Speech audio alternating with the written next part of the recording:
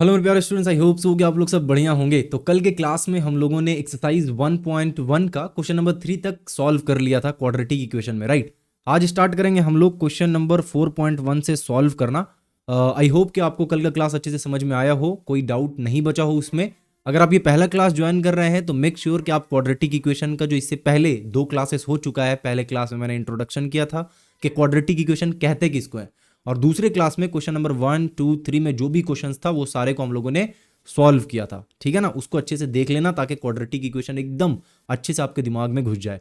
तो आज करेंगे हम लोग क्वेश्चन नंबर 4.1। बट इससे पहले कि हम लोग क्वेश्चन को सॉल्व करें, मेक श्योर कि आप जितने भी लोगों को जानते हो जो क्लास 10th का एग्जाम देंगे नेक्स्ट ईयर, जो माध्यमिक का प्रिपरेशन कर रहे हैं, उनको जरूर वीडियो शेयर करें ताकि वो भी हमारे क्लासेस को ज्वाइन कर पाएं और वो भी अच्छे से पढ़ाई कर पाएं, ठीक है ना। और आने वाला जो वीडियोस है उसका नोटिफिकेशन आप तक पहुंचे उसके लिए सब्सक्राइब कर दे चैनल को, और थोड़ा सब्सक्राइबर बढ़ेगा तो देखने में भी मजा आएगा, राइट। ओके, स्टार्ट करते हैं भाई क्लास आज का, बिल्कुल भैया। तो जो सबसे पहला क्वेश्चन है हमारा वो है 4.1, और इस क्वेश्चन में क्या बोल रहा है, इस क्वेश्चन में बोल रहा है कि let us determine the value of a for which the equation a minus 2x² plus 3x plus 5 is equals to 0 will not be a quadratic equation. यानी यहाँ पे जो आप लोगों को ये वाला चीज दिख रहा है, that is a minus 2x² plus 3x plus 5 is equals to 0, ऐसा क्या करेंगे, यानी इस a का ऐसा क्या वैल्यू हम लोग ले लें जिसके कारण ये जो पूरा इक्वेशन आपको दिख रहा है ये आपका क्वाड्रेटिक इक्वेशन ना रहे, ठीक है ना। a का क्या वैल्यू हो जिसके कारण ये क्वाड्रेटिक इक्वेशन रहे ही ना, मतलब इसको क्वाड्रेटिक इक्वेशन फिर हम लोग नहीं बोल पाए। तो मैंने आपको प्रीवियस क्लास में बताया था कि किसी भी इक्वेशन को क्वाड्रेटिक इक्वेशन कब कहेंगे, जब उस इक्वेशन में जो डिग्री होगा, अच्छे से जो बच्चे पिछले क्लास को किए उनको पता है मैं क्या बोल रहा हूं, तो जो डिग्री होगा that will be equals to 2। Clear है? ओके। यानी कि इस वाले इक्वेशन को अगर हमें क्वाड्रेटिक इक्वेशन से दूर करना है, यानी अगर हमें इस इक्वेशन को कुछ ऐसा करना है जिसके कारण ये क्वाड्रेटिक इक्वेशन ना रहे, तो उसके लिए क्या करना होगा, उसके लिए हमें इस इक्वेशन का डिग्री को चेंज करना होगा, ठीक है ना। डिग्री या तो 1 करना होगा या 0 करना होगा या 3 करना होगा, 4 करना होगा, जो भी है इस तरीके से।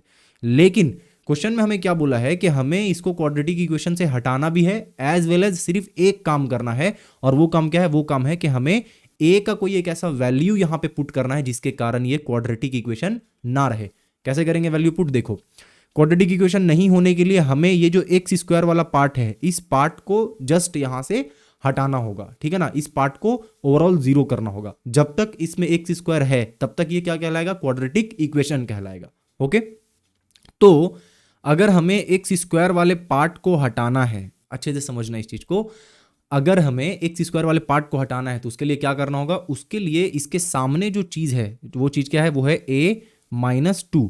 ये जो आप चीज देख रहे हो इसको कुछ ऐसा करना होगा जो अगर x² के साथ मल्टीप्लाई हो, x² के साथ क्या हो, अगर x² के साथ अगर मल्टीप्लाई हो तो ओवरऑल वैल्यू हमारा 0 दे दे, क्योंकि अगर वैल्यू 0 दे देगा तो जो हमारा x² वाला पार्ट है ये पूरा का पूरा गायब हो जाएगा इक्वेशन से, ठीक है।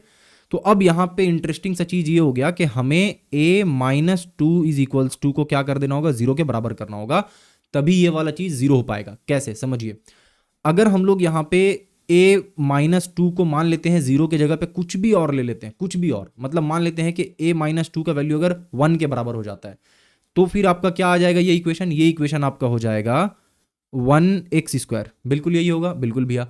अगर इसका वैल्यू 2 ले लेते हैं तो ये आपका 2x² हो जाएगा, है ना।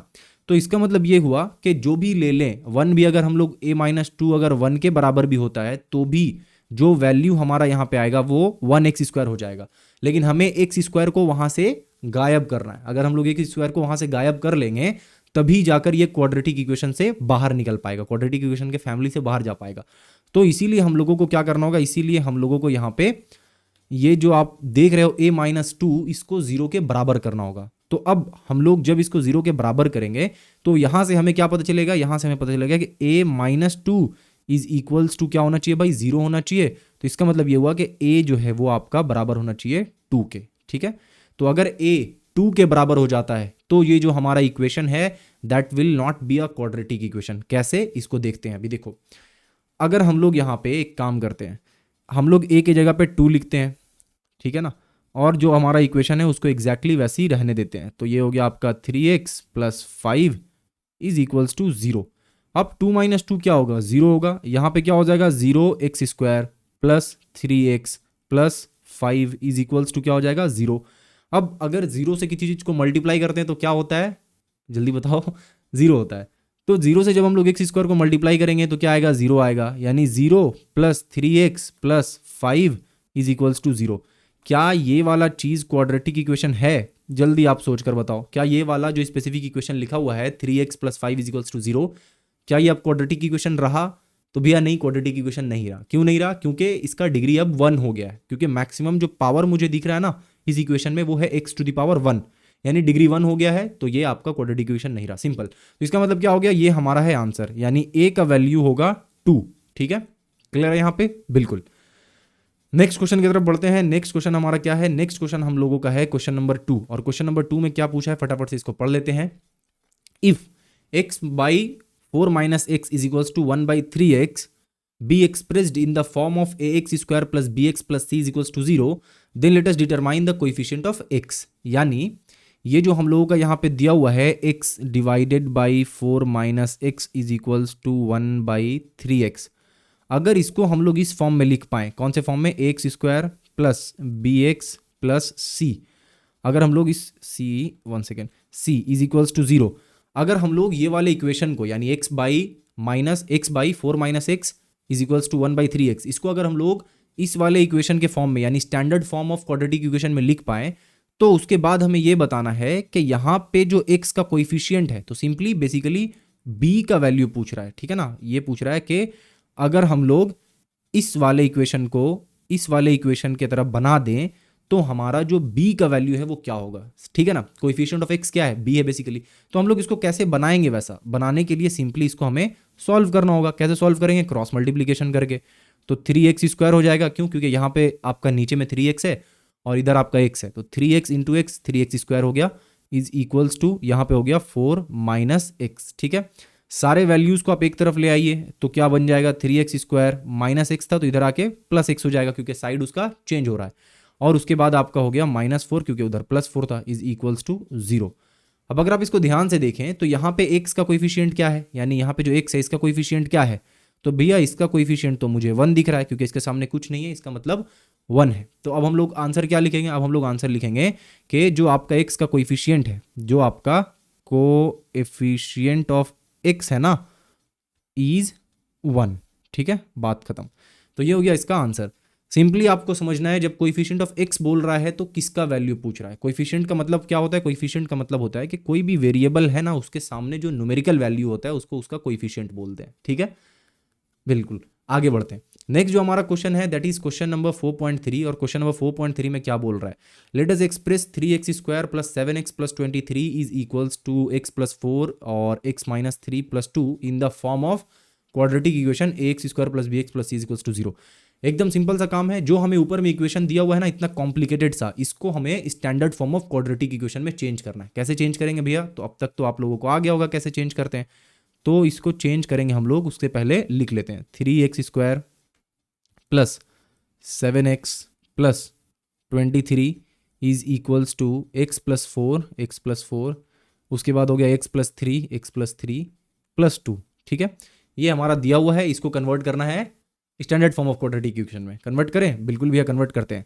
तो यहाँ पे हम लोग कन्वर्ट करने के लिए देखो सिंप्लीफाई करना होगा, सिंपल। ठीक है, तो अब देखिए कि कौन सा पोर्शन सिंप्लीफाई हो सकता है इसमें। तो लेफ्ट हैंड साइड में हमारा है 3x² प्लस 7x प्लस 23, क्या ये सिंप्लीफाई हो पाएगा, नहीं हो पाएगा। तो अगर राइट साइड में आप देखें तो क्या लिखा है, x प्लस 4 ब्रैकेट में है, उसके बाद फिर से एक ब्रैकेट है जिसमें x माइनस 3 लिखा है, क्या ये सिंप्लीफाई हो पाएगा। तो मैंने लास्ट क्लास में आपको समझाया था जब कभी भी मल्टीप्लिकेशन के फॉर्म में कुछ आपको दिया रहे तो इसका मतलब वो और सिंप्लीफाई हो पाएगा। तो बिल्कुल करते हैं इसको सिंप्लीफाई।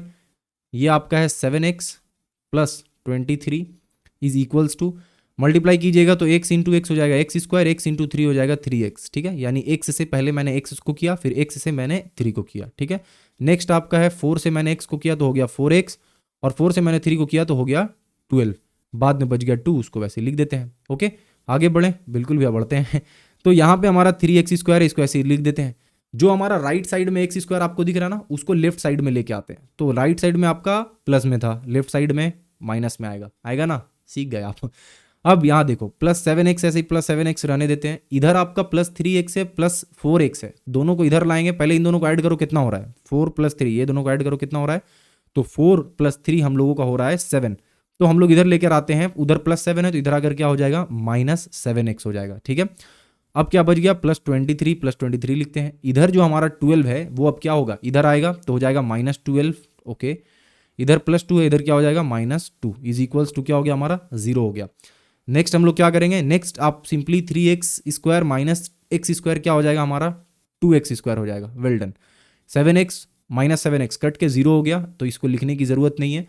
यहाँ पे हमारा +23 है, -12 है, -2 है, तो अगर आप इसको सिंप्लीफाई करोगे तो क्या हो जाएगा 12 और 2 होता है 14, और 23 को अगर 14 से माइनस करेंगे तो हमारा आएगा 9, तो यहाँ पे क्या लिखेंगे हम लोग 9 लिखेंगे, और क्या होगा साइन +9 इज इक्वल्स टू 0, ठीक है।